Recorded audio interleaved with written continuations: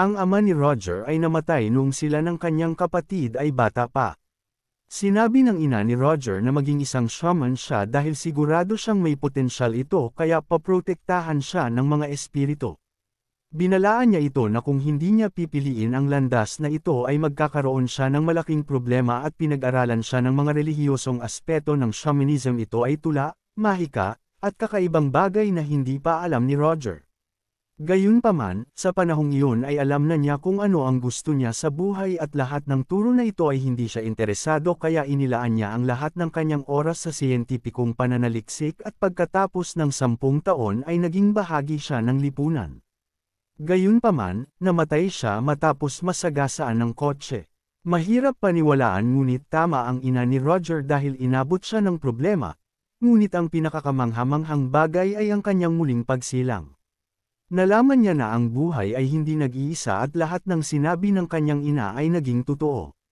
Pagkatapos ng kanyang kamatayan, napagtanto niya na ang ilang bagay ay matututunan lamang sa pamamagitan ng karanasan, at ngayon na naaalala ang lahat ng ito, tinanong niya ang kanyang sarili kung ano ang ginagawa niya ngayon.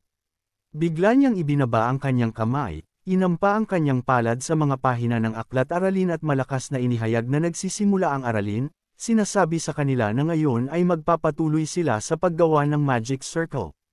Nagtatrabaho siya bilang isang guro sa Academy of Magic at isang serye ng mga pangyayari ang nagdala sa kanya dito. Ilang oras bago nito, may mga taong naglalakad sa istasyon, ang ilan sa kanila ay nag-uusap. May mga pasaherong pumapasok sa isang train carriage na nagpapakita ng kanilang mga tiket sa inspector bago gawin ito. Binati niya ang isa sa mga pasahero ng ligtas na biyahe at pagkatapos ay binati ang sumunod na tao na lumapit sa kanya, hinihingan siya ng tiket. Inabot ng lalaki ang kanyang tiket at pagkatapos itong suriin ay pinasalamatan siya ng inspector, pagkatapos nito ay binati niya ito ng ligtas na biyahe. Pumasok ang lalaki sa tren at nagpatuloy ang inspector sa pagsuri sa mga pasahero. Hinuyam ang kanyang kamay, naalaala ng pasahero na ang kanyang upuan ay ang ika-4 na upuan na nasa ika-4 na sasakyan at ang ika-3 kompartimento. Sa wakas ay nahanap niya ang tamang upuan at pagpasok, nakita niya si Gerard na nakaupo rin sa kanyang upuan at nagbabasa ng pahayagan. Nagulat si Gerard na makita ang kanyang kapitbahay at binati siya, at si Roger naman ay tumango bilang pagbati. Maya-maya ay umaandar na ang tren at patungo sa destinasyon nito, at pagkaraan ng ilang oras sa biyahe, tiningnan ni Roger ang librong binabasa niya at tiningnan ang pahayagan na hawak pa rin ni Gerard sa harap niya. Napansin niya ang isang headline na nagsasaad na natapos na ang Civil War sa Kingdom of the South at nanalo ang Princess's faction. Inihayag niya na natapos na ang digmaang ito at ngumiti. Si Gerard naman, sa una ay tiningnan siya ng may pagtataka, bahagyang pinakitid ang mga mata, at pagkatapos ay sumang-ayon sa kanyang mga salita, sinasabing totoo ito. Inamin niya na siya rin ay nagtataka kung kailan ito matatapos, at nalaala ni Roger na kamakailan lamang ay nagre-recruit ng mga sundalo ang Princess faction. Tuwang-tuwa na hindi nagtagal ang digmaan, bigla siyang may nalaala at humingi ng paumanhin kay Gerard, napansin na nakalimutan niyang magpakilala. Ibinigay niya ang kanyang pangalan at sinabi ni Gerard na wala siyang apelyido at ibinigay lang ang kanyang unang pangalan, at pagkatapos ay ipinapalagay na si Roger ay galing sa maharlikang angkan. Inihayag niya na siya ay isang fallen noble ngunit hiniling kay Gerard na huwag itong alalahanin. Sumagot siya na naiintindihan niya ang lahat, at tinanong ni Roger kung saan siya pupunta. Sumagot siya na pupunta siya sa Lindenbron, ang kapital ng Empire, dahil narinig niya na ito ay isang tanyag na tourist destination. Ngumiti si Roger, sinasabing ang Exilian Empire ay sikat sa advanced magical engineering kaya mayroon talagang makikita doon. Siya mismo ay patungo sa Lille upang sumali sa N Academy. Nagulat si Gerard na marinig ang kanyang mga salita at napansin na si Roger ay napakabata. Ipinapalagay na siya ay isang natatanging specialist. Awkward na ipinikit ni Roger ang kanyang mga mata at hinawakan ang kanyang buhok. Sinasabing hindi naman talaga siya ganoon, swerte lang siya. Sinabi ni Gerard na maraming tao ang gustong mapunta sa posisyon ni Roger at sinabi na dapat siyang ipagmalaki ang kanyang sarili. Maligayang ngumiti si Roger, pinasalamatan siya sa mga salitang ito at bumalik sa paksa ng digmaan, tinanong kung narinig na niya ang mga tsismis. Ipinaliwanag niya na ang tinutukoy niya ay isang lalaki mula sa Princess's faction na nananalo. Naalala niya na sinabi ng ilang tao na wala siyang karanasan sa mahika o ang pinakamataas na ranggo ng kabalyero, at na siya ay isang wandering mercenary na nagngangalang Machiavelli. Sumagot si Gerard na naiintindihan niya ang lahat, at bumantong hininga si Roger, pinagkrus ang mga braso sa kanyang dibdib, sinasabing hindi naman talaga nagulat si Gerard.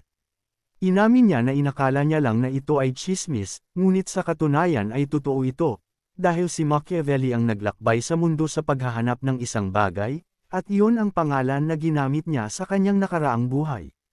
Sa wakas, si Gerard, na kumuha ng atensyon ni Roger, ay nagtanong, nangangahulugan ba ito na kukunin niya ang isang klase sa N Academy? Kinumpirma niya ito, sinasabing siya ang mangangasiwa sa mga mag-aaral sa ikalawang taon, at namangha si Gerard na si Roger ay nagsisimula kaagad sa ikalawang taon. Napansin niya na mas may kakayahan siya kaysa sa inaakala niya, at bigla siyang natigilan, at napansin ang kanyang kalagayan, nagtatakang tinanong ni Roger, may mali ba? Tumingin sa bintana ng tren, sinabi ni Gerard sa kanya na maghintay at handa na siyang i-anunsyo kung ano ang mangyayari, ngunit bago niya matapos, biglang may malaking pagsabog at niyanig ang tren. Sumigaw si Gerard at nauutol na nagtanong si Roger kung ano ang nangyayari. Nagtanong siya, sumabog ba ang makina? Sumigaw si Gerard na hindi ito maaaring mangyari dahil protektado ng mahika ang makina. Bigla siyang kumunat ang noo nang mapagtanto na ito ay isang patibong. Hindi naintindihan ni Roger kung bakit ito gagawin, at ipinapalagay ni Gerard na may gustong magnakaw ng mga mayamang mangangalakal o maharlika, sinasabing kung sila ang nagdulot ng pagsabog, nangangahulugan nito na tiyak na mayroong isang mage sa kanila. Seryoso niyang inihayag na kailangan nilang magtago o bumaba sa tren, at hiniling ni Roger sa kanya na maghintay, inaanunsyo na siya ang mauuna. Isinuot niya ang kanyang sombrero at nagtungo sa labasan ng kompartimento at tumingin sa paligid ng carriage, napansin na walang tao sa ikaapat na carriage. Sinundan siya palabas sa koridor mula sa kompartimento, kumunat ang noo ni Gerard at nagtanong kung ligtas ba ang ibang mga pasahero. Inihayag ni Roger na ang mga kompartimento ay protektado ng mahika, ngunit binalaan ni Gerard na hindi ito garantiya dahil delikado ang manatili sa kompartimento kung ito ay nasa ilalim ng parehong magic spell na nabasag ng mga bandido. Nagtanong si Roger kung totoo ba na ang pagsabog ay nagmula sa ikatlong carriage. Hindi niya naintindihan kung bakit wala pa doon ang mga magnanakaw, at sinabi ni Gerard na kung siya ang magnanakaw, pupunta siya sa unang carriage. Naalala ni Roger na mayroong mga first-class passengers doon at inamin na swerte sila. Nagmungkahi si Gerard na umalis sila sa likod na pinto dahil kailangan lang nilang maghintay sa mga border guards, ngunit bigla, ang bandido, gamit ang isang lubad, ay lumapit sa bintana at gamit ang bilis mula sa kanyang paglipad ay sinira ito, bumagsak sa carriage. Nagkalat ang mga basag na salamin sa iba't ibang direksyon at sumisigaw. Tumalon si Gerard at Roger. Tumayo sa harap ni Gerard at tinakpan ito, inutusan ni Roger siya na tumayo sa likod niya. Kumunat ang noo ng bandido habang tumayo, nakatingin sa kanila, at tinasa ni Gerard ang kanyang kalagayan at sinabi na mukha siyang basura. Kumunat ang noo ni Roger, pinisil ang kanyang mga labi at tinitigan siya ng may pagtataka, at biglang naglabas ng balisong ang bandido at tumakbo papunta sa kanila, handa nang umatake. Iwinagayway ni Roger ang kanyang kamay, bumuo ng isang bukol ng magical energy sa tabi niya at idinirekta ang atake na ito sa lalaki, at mula sa puwersa nito ay sumigaw siya at lumipad sa gilid. Tahimik sila sandali, at pagkatapos ng maikling paghinto, tinanong ni Gerard si Roger kung pinatay niya ang lalaki. Sumagot siya na hindi, ipinaliwanag na pinigilan niya lang ito sandali.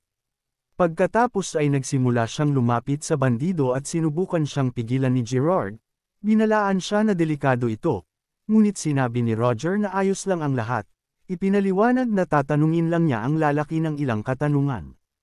Itinuro ang kanyang baston sa kanya, hiniling niya sa kanya na sabihin kung bakit siya pumasok sa carriage na ito. Hindi sumagot ang bandido kundi umubo lang at bigla siyang tumawa, at idineklara ni Roger na hindi niya ito binigyan ng pahintulot na tumawa at inutusan siyang sumagot, ngunit hindi siya pakikinggan ng bandido at tinawag siyang maruming tao, sumigaw na papatayin niya silang lahat. Bigla niyang binuksan ang kanyang kamiseta, ipinapakita ang mga explosives na nakatali sa kanyang dibdib na may countdown clock sa mga ito. Isang segundo na lang ang natitira bago ang pagsabog, at napagtanto ito. Tinawag ni Gerard si Roger, sinasabi sa kanya na magtago. Hinuyam niya ang kanyang panga, kumunot ang noo at tiningnan ang mga explosives, at sa susunod na sandali ay may malaking pagsabog at naglabas ng apoy ang carriage, naglabas ng usok at spark sa lahat ng direksyon. Habang unti-unting namamatay ang apoy at usok na lang ang naiwan sa hangin, sumigaw si Gerard. Nahulog siya sa sahig, tinakpan ang kanyang ulo ng kanyang mga kamay, at iyon ang dahilan kung bakit niya nagawang makaligtas sa pagsabog. Nang tumayo siya, nakuha niya ang atensyon ni Roger at tinanong kung ayos lang ba siya. Bigla siyang nanginag, lumaki ang kanyang mga mata, at napansin ang walang laman na espasyo sa harap niya kung saan wala ang bandido o si Roger, gayon din ang isang butas na lumabas sa dingding ng tren. Naglakad siya sa gilid ng butas, tumingin sa labas at sinabi ang pangalang Roger, pagkatapos ay inilagay ang kanyang kamay sa kanyang pisngi at napansin na bahagi ng kanyang balat ang nagbalat. Kumunot ang noo niya sa pagkadismaya, pagkatapos ay bumantong hininga, naalala na ang suit na ito ay custom-made. Pinunit niya ang kanyang maskara, ipinapakita ang kanyang tunay na anyo, at tinanong ang kanyang sarili kung bakit lagi siyang nasasangkot sa mga aksidente. Walang tiyak na dahilan kung bakit pinili niya ang pangalang Machiavelli dahil kinuha lamang niya ang pangalan ng isang sikat na tao mula sa kanyang nakaraang buhay. Kailangan niyang ganap na baguhin ang kanyang pagkakakilanlan upang maiwasan ang mapunta sa mga mapanganib na sitwasyon habang naglalakbay sa mundo, at ang imahe ni Machiavelli ay dapat makatulong sa kanya na gawin ito. Mahirap na araw ito, at naalala kung paano niya iniwan ang battlefield. Naisip ni Roger na nakakuha siya ng hindi gustong atensyon. Bagaman dapat ay itinago niya ang kanyang pagkakakilanlan. Sa kabutihang palad, nagtagumpay ang prinsesa at ang kanyang mga sundalo at nagawa niyang magtago ng magpabe sila at sumakay sa tren papunta sa Lindron. Gayunpaman, ngayon ay ipinikit niya ang kanyang mga mata, nagtatanong, seryoso ba ito? Hindi niya naintindihan kung bakit lagi siyang may nangyayari. Inihagis ni Roger ang ngayon ay hindi na kinakailangang maskara ni Gerard sa labas ng tren, at pagkatapos ay mentally na tinawag si Roger, sinabi sa kanya na magpahinga sa kapayapaan, iniisip ang katotohanan na may nag-set up ng ganoong pananambang sa araw. Hindi niya inaasahan na sasabog ang bandido ng bomba dahil hindi gagawin ng ordinaryong magnanakaw ang ganoong bagay. Sigurado siya na isang psychopath lang na may intensyong pumatay sa lahat ang makakagawa ng ganoong bagay, at ipinapalagay na ang mga taong ito ay hindi ang mga pasahero ang target, kundi ang tren mismo. Biglang tumakbo ang isang empleyado ng tren sa carriage, kumuha ng kanyang atensyon at tinanong kung ayos lang ba siya. Hindi sumagot si Roger, at ang konduktor, sinuri ang pagkawasak sa carriage, nagtanong, ano ang nangyari dito? Inihayag ni Roger na ang tren ay inatake ng mga armadong magnanakaw at iminungkahi na sila ay patungo sa unang carriage, binalaan sila na huwag makialam. Tumingin sa paligid, inihayag ng lalaki na kailangan niyang ilikas ang mga pasahero sa pamamagitan ng huling carriage at sasabihin pa lang niya kay Roger kung ano ang gagawin, ngunit bago siya matapos magsalita, biglang hinawakan ni Roger ang kanyang lalamunan, itinapon siya sa sahig, at sumigaw ang lalaki at pagkatapos ay nauutol na lumingon kay Roger at nagtanong, ano ang ginagawa mo? Nagtanong siya ng may pagkadismaya, talaga bang inakala niya na ang kanyang kaawa-awang pag-arte ay makukumbansi sa kanya? Sinabi niya na hindi basta-basta aatake ang mga magnanakaw ng anumang dumadaang tren, lalo na ang isang protective spell na mawawala sa sarili nitong. Ito ay isang mahirap na trick na hindi maaaring gawin ng walang tulong ng isang tao na nakakaalam ng mekanismo, at ang lalaki ay tumingin kay Roger ng may lalong pagkatakot at pagkatapos ay biglang kumunot ang noo at naglabas ng isang maliit na balisong mula sa manggas ng kanyang damit, ngunit nauna si Roger sa aksyong ito at pinigilan ang kanyang kamay, inutusan ang lalaki na huwag man lang isipin ito. Sumigaw siya sa pagkadismaya at sinabi ni Roger na mabilis sila at tinanong kung sino sila. Bukod dito, nagtaka siya kung bakit sila naroroon, at dahil hindi sumagot ang lalaki, nagtanong siya, talaga bang tatahimik ka? Hindi siya nakipagtalo dito at itinaas ang lalaki sa kanyang mga paa, inutusan siyang magpatuloy. Bigla siyang namangha, bahagyang inikot ang kanyang ulo sa gilid at sinabi sa kanyang sarili na ihinto ang pagpansin sa tunog na narinig niya. Nahulaan niya kung ano ito at sumigaw, biglang itinulak ang isang lalaki sa harap niya, at sa susunod na sandali ay nabutas ang kanyang katawan ng mga bala, at si Roger mismo ay yumuko upang maiwasan ang tamaan ng bala. Ipinikit niya ang isang mata, inilagay ang kanyang kamay sa kanyang ulo at tinanong ang kanyang sarili kung kailan nagkaroon ng oras ang lalaki upang magbigay ng senyales. Naalala niya na binabantayan niya ito at napagtanto na ito ay lahat ay planado. Bumagsak ang katawan ng lalaki at tiningnan ni Roger ang ibang mga bandido na sumabog sa sasakyan. Ang isa sa kanila ay kumunot ang noo sa pagkalito, nagtanong kung mayroon pang nakaligtas. Namangha ang isa pang lalaki na iniwasan ni Roger ang pamamaril, at nang tumayo si Roger, binalaan niya sila na huwag man lang mangarap na patayin siya.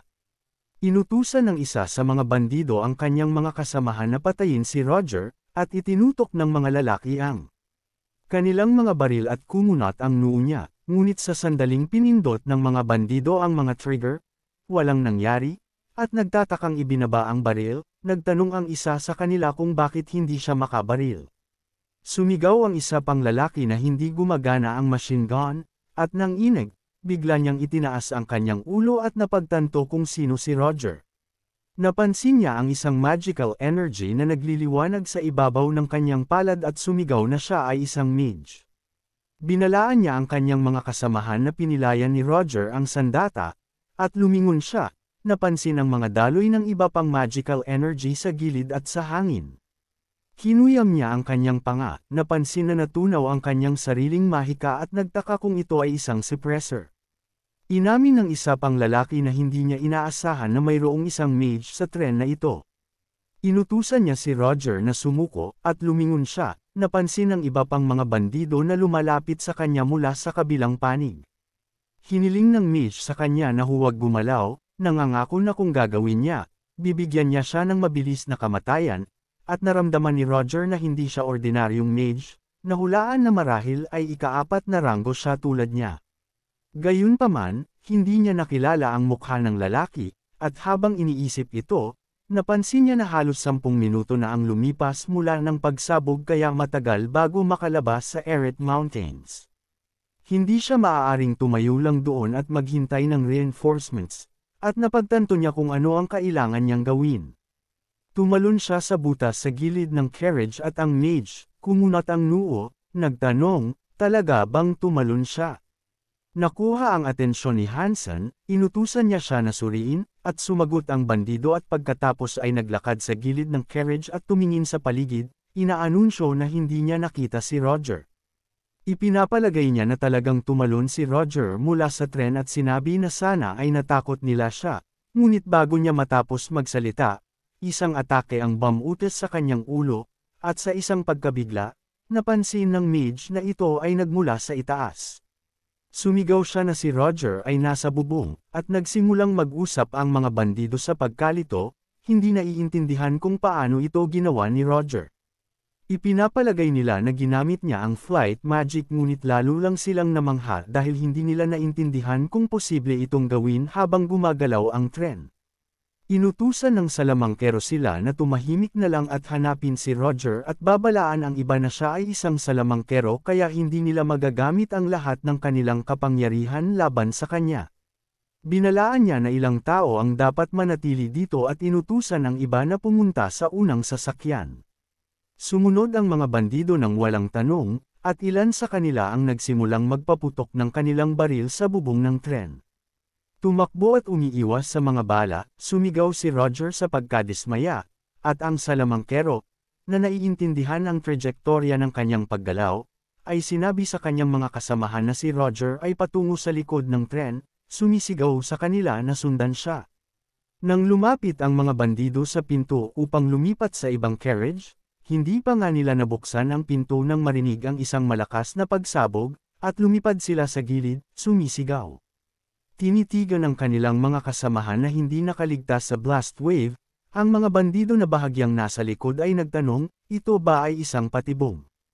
Hindi nila naintindihan kung paano ito ginawa ni Roger nang napakabilis, at naisip ng mage na si Roger ay iba sa mga mage na nakatagpo niya dahil ang kahusayan at mga resulta ng kanyang trabaho ay nasa ganap na ibang antas. Napansin niya na si Roger ay mas mukhang isang mangangaso kaysa isang salamangkero, at iminungkahi pa nga na maaaring siya ay isang mercenary. Biglang, nang inag ang lahat ng bandido ng makarinig ng matalim na tunog, at binuksan ng salamangkero ang kanyang mga mata ng mas malaki at pagkatapos ay nagmura, napagtanto na pinaghihiwalay ni Roger ang mga carriage upang makatakas. Tinanong niya ang kanyang sarili kung bakit hindi niya ito nahulaan noon. Napagtanto niya na hindi makikipaglaban si Roger sa kanila at nagmadaling lumabas sa carriage, at sa susunod na sandali ay bigla siyang nakakita ng isang maliwanag na ilaw sa harap niya sa halip na ang susunod na carriage, at nang tumakbo siya palabas sa tawiran, napansin niya ang ibang bahagi ng tren na lumalayo. Unti-unting lumaki ang distansya sa pagitan ng mga carriage at kumunat ang noo ng mga bandido at sumigaw ang salamangkero sa pagkadismaya. Nagmura ang isa pang lalaki, sinasabing na-miss nila si Roger at sumigaw na hindi sila maaaring umalis ng tren upang habulin siya. Ipinangako ng salamangkero na aalalahanan niya ang kanyang mukha at tiyak na hahanapin siya at papatayin. Ngunit bigla siyang natigilan, nakabukas ang kanyang mga mata, tinatanong ang kanyang sarili, anong uri ng malakas na magical energy ito? Hindi niya naintindihan kung saan ito nanggagaling at lumingon. Pagkatapos nito ay muling natigilan, napansin si Roger na nakatayo sa gitna ng carriage na gumawa ng isang magic circle sa harap niya. Kumunat ang noo sa konsentrasyon, hindi naintindihan ng salamangkero kung nasaan si Roger dito at tinanong ang kanyang sarili, ito ba ay isa pang patibong? Ikinonsentral ni Roger ang magical energy sa harap ng bilog at mula dito ay isang malakas na sinag ng magical attack ang idinirekta patungo sa mga bandido, na napakaliwanag na tumagos maging sa mga dingding ng tren. Inutusan ng salamangkero ang kanyang mga kasamahan na tumakbo, at siya mismo ay natigilan, sinubukang takpan ang kanyang mukha ng kanyang kamay. Pagkaraan ng ilang oras, nang mawala ang mahika, tiningnan ni Roger ang paligid, napansin ang mga patay na bandido sa harap niya. Naisip niya na ito na iyon, ngunit bigla niyang napansin na ang salamangkero, sa kabila ng matinding pinsala, ay patuloy na nakatayo at sinabing nagulat siya na nakaligtas ito. Tinawag siyang masamang pangalan ng mage at pagkatapos ay tinanong siya, bakit mo ito ginawa? Hindi niya naintindihan kung bakit papatayin sila ni Roger at nagtanong, hindi ba nababahala ang iyong konsensya? Tinitigan siya ni Roger ng may pag-iisip, at idineklara ng mage na ang mga taong pinatay niya ay ordinaryong mga patriot na lumalaban para sa kapayapaan.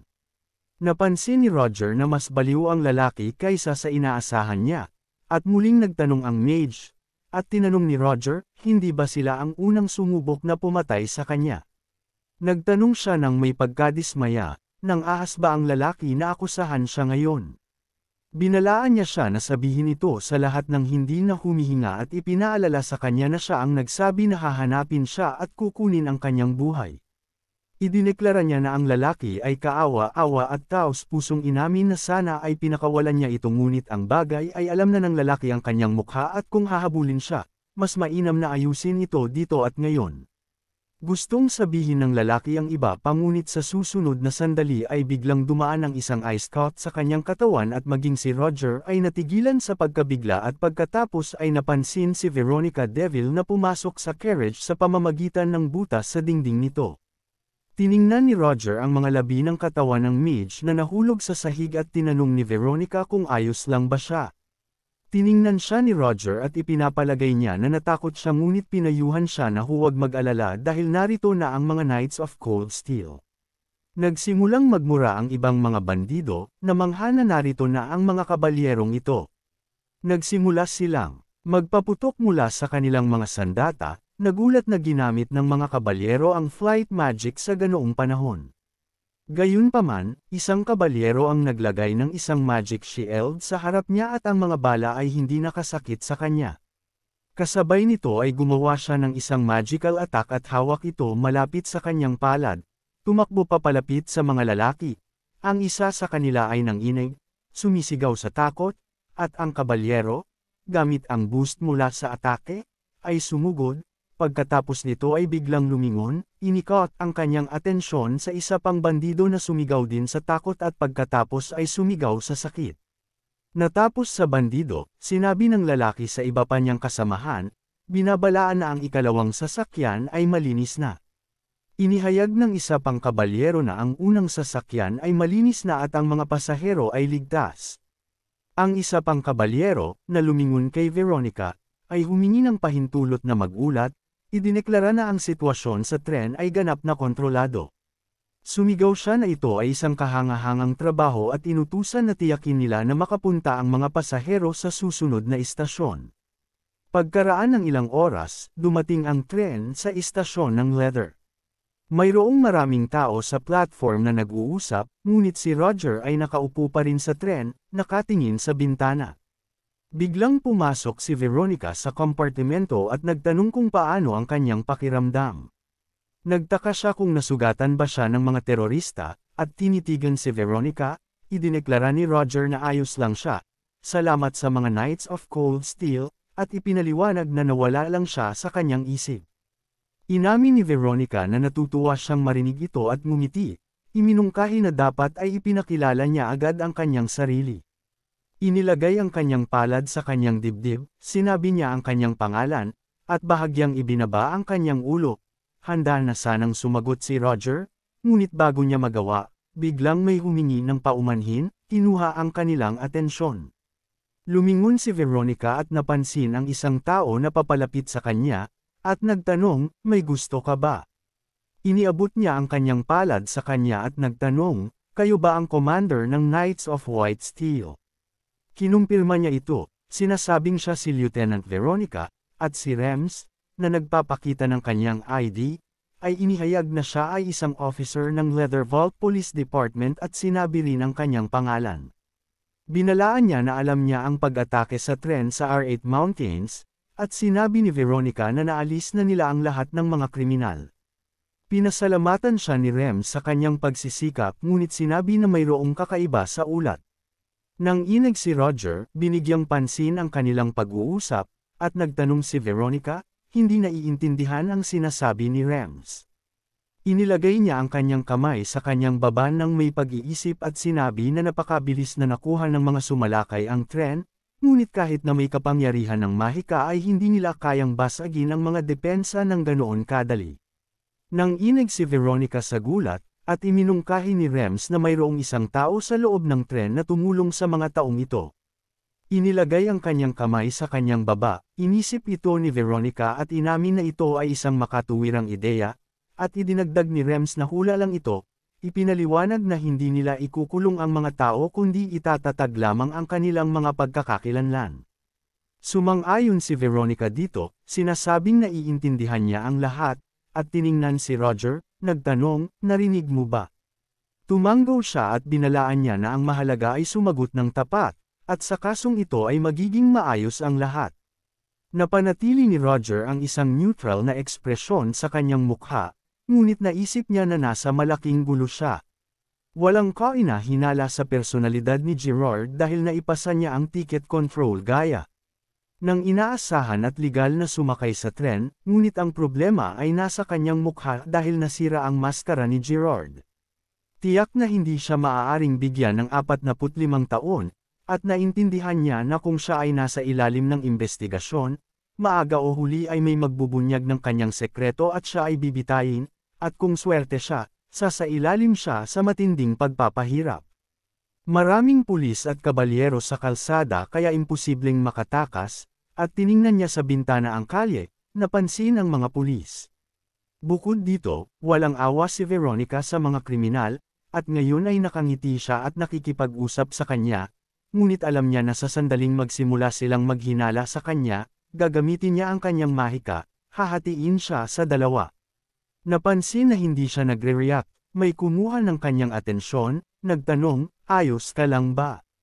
Tiningnan ni Roger si Rems at humingi siya ng paumanhin, Ipinaliwanag na kailangan niya ng oras upang makuha ang listahan ng mga pasahero. Sinabi niya na wala namang dapat alalahanin si Roger at hiniling sa kanya na kumpirmahin lamang ang kanyang pagkakakilanlan. Hiniling din niya sa kanya na ipakita ang tiket kung hawak pa niya ito, at inilabas ni Roger ito. At ang empleyado ng tren, tiningnan ng tiket, ay inihayag na ito ang upuan 430. Nag-iisip na inulit ang numero ng upuan, tiningnan ni Rems ang mga dokumento sa kanyang mga kamay at binasa na si Roger, 25 taong gulang, at si Gerard, isang lalaki na mahigit 40, ang sumangkop sa upuang ito. Itinaas ang kanyang ulo, nagtanong si Rems, nasaan ang pangalawang pasahero? Sumagot si Roger na nasadyep siya sa isang pagsabog sa panahon ng pag-atake at sinabi na nangyari ito nang dumadaan sila sa Oret Mountains at nahulog siya sa bangin. Kinaikit ni Rems ang kanyang mga mata nang may pag-iisip at tiningnan ng mabuti si Roger, pagkatapos ay hiniling sa kanya na manatili sa lugar.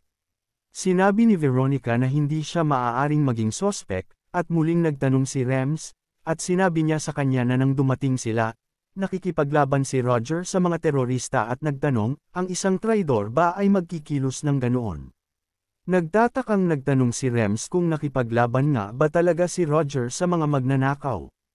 Napasigaw siya sa gulat at pagkatapos ay natauhan sa nangyari, at habang nakahawak sa kanyang baba ay humingi siya ng paumanhin kay Roger.